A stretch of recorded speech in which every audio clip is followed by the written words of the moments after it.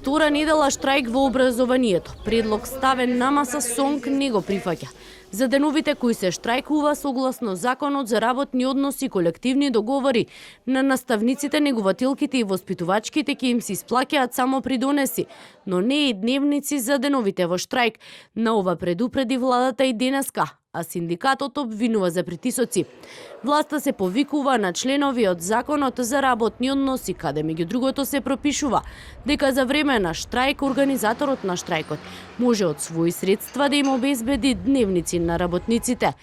Во Законот за работни односи во член 240 стои: на работниците и учесници во штрајк за време на учество во штрајкот, работодавачот е должен да им уплатува придонеси од плата утврдени со посебни прописи на најниската основица за плаќање на придонесите.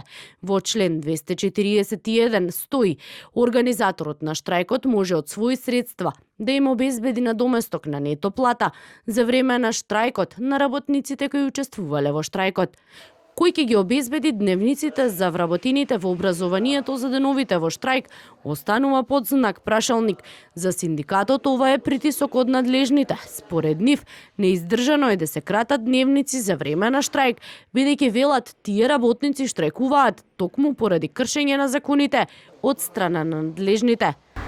Дефинитивно дека е притисок, затоа што никогаш досега, кога СОНК штрајкувал, не се случило такво нешто да останат штрајкувачите без дневници. Меѓутоа, тоа си е сепак одлука на владата, ако така сака, луѓето се подготвени и на тоа и е во ред. Синдикатот штрајкот го започна на 11 април и истиот ќе продолжи се додека не се најде заеднички прифатливо решение.